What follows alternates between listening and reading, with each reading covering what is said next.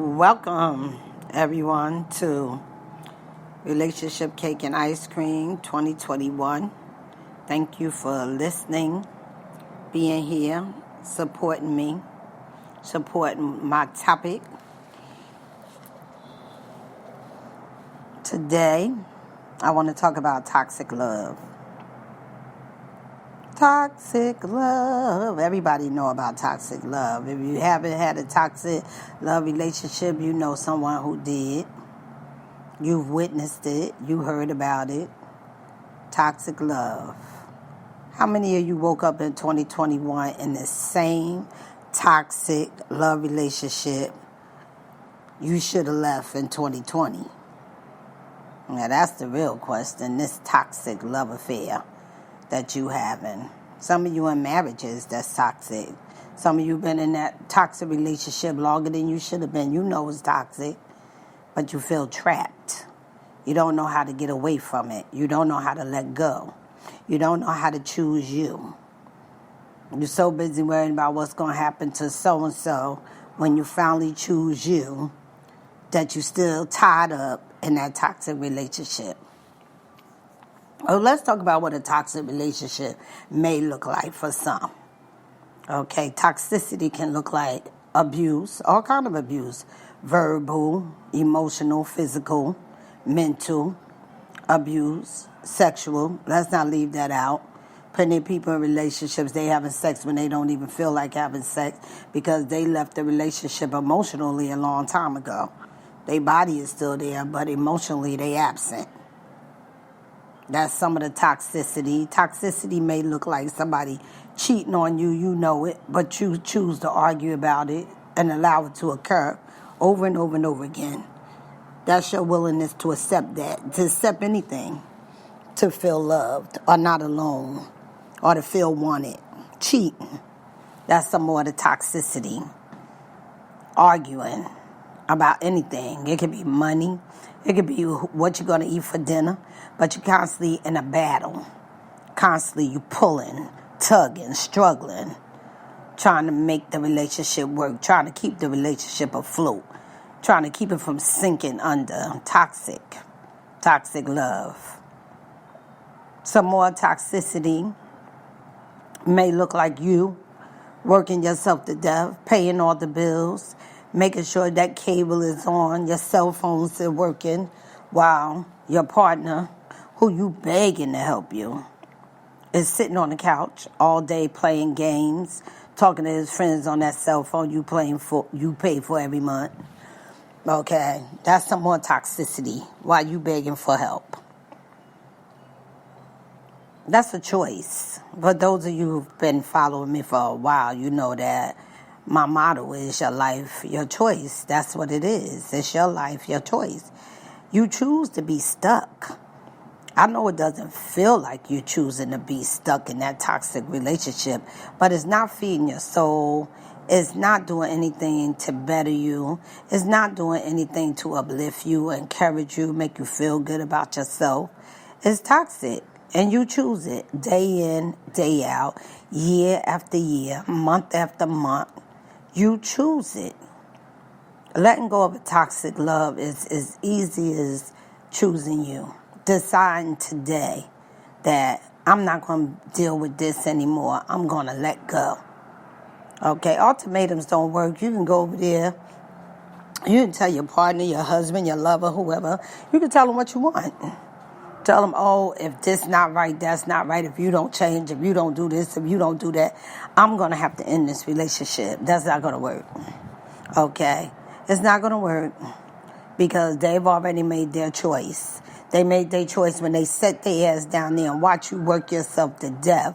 Okay? And they know that you're doing it, but they don't do anything to make it better for you. Okay? So they already made their choice. You making a choice to tell them what you need, that's your choice. You can make that choice. But don't think that by you making the choice to let them know what you need, that it's going to change anything. Nothing is going to change unless they're willing to change. And a lot of times, like I said, they already made their choice. Okay? You teach people how to treat you. Many of you have heard that over and over again, over and over again, you all have heard that you teach people how to treat you. You started teaching your partner, your lover, your husband how to treat you from the very beginning of the relationship. When you accepted things that you knew were outside of what you were willing to live with. You have to know who you are. You have to know what you want out of a relationship. Relationships are more than just sex. They're about building something together. That's what a relationship is about, building together. Whatever it is that you want to build together, whether it's family, a business, whatever it is that you want to build together, that's what you need to know when you start in that relationship. All relationships are not based on love either. That's the other thing. A lot of relationships people think are based on love. They're not based on love. And just because you think you're in love with somebody does not mean that they love you back. Not in the way that you may think. Not how you may wish to be loved. That's the beginning of the toxicity, pulling and struggling and tugging, trying to get somebody to be in the relationship that you want it to be, something that you didn't bother to discuss at the beginning. So then you find yourself in this toxic love relationship where everything is a struggle. It's filled with probably eventually fear, okay, of the unknown because you don't know what's going to happen.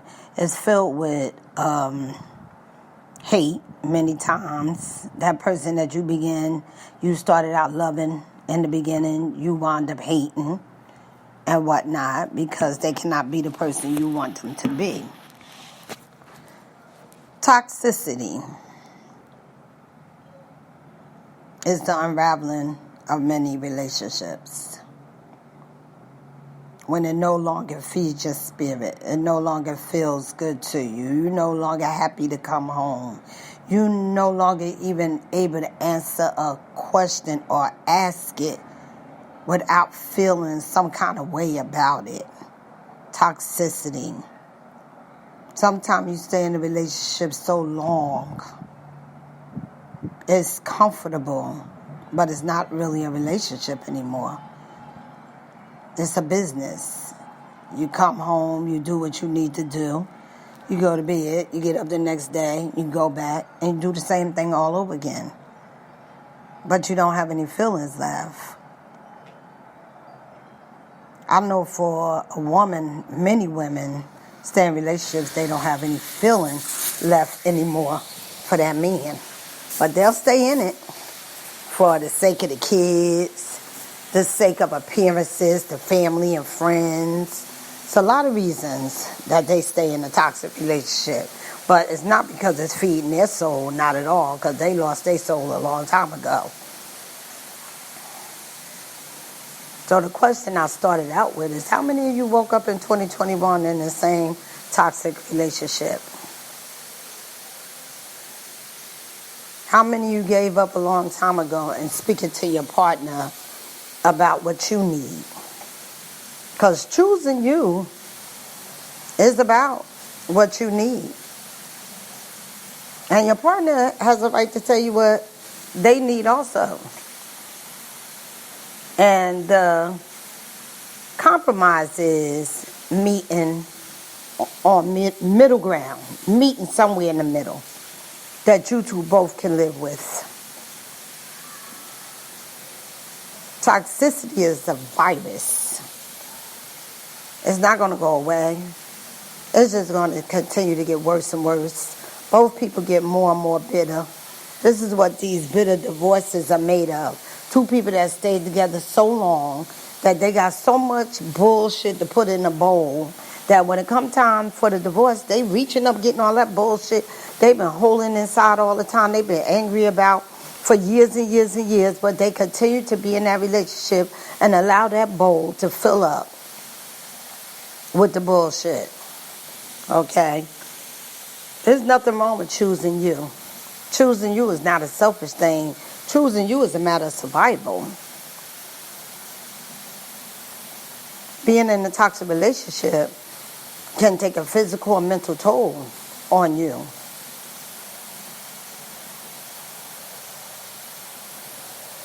I know for many people it's not easy. Life is tied up in homes, finances, children. Their very survival is dependent on each other. That's what makes you sit still.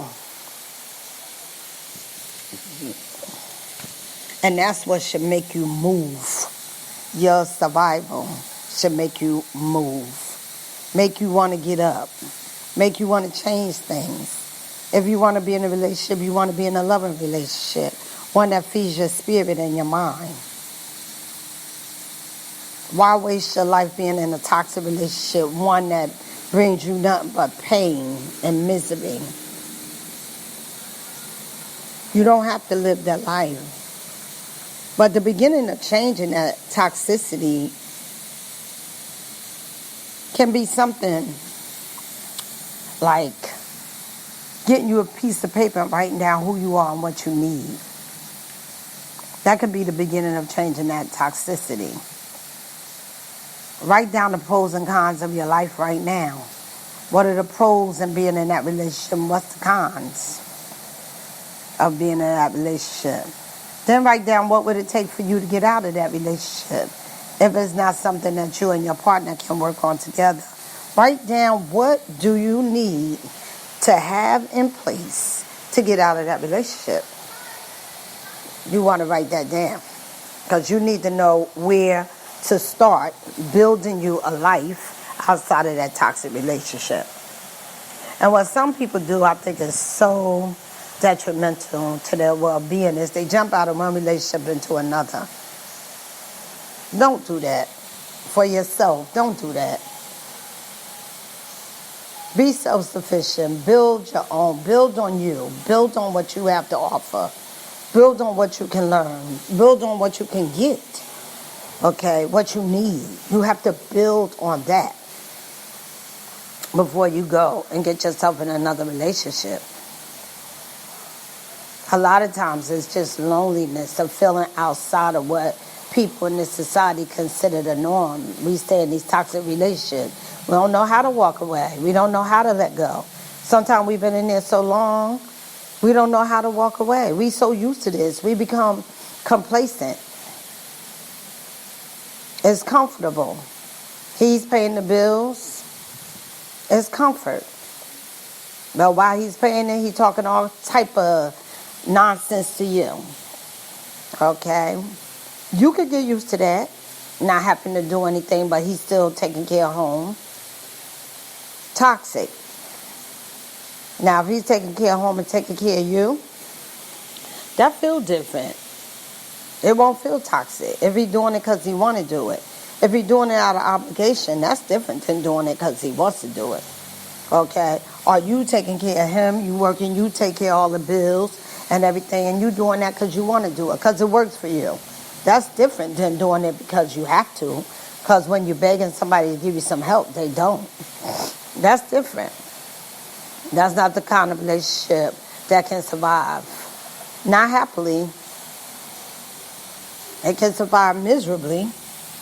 You'll be miserable in the relationship, but you'll be surviving in it in misery.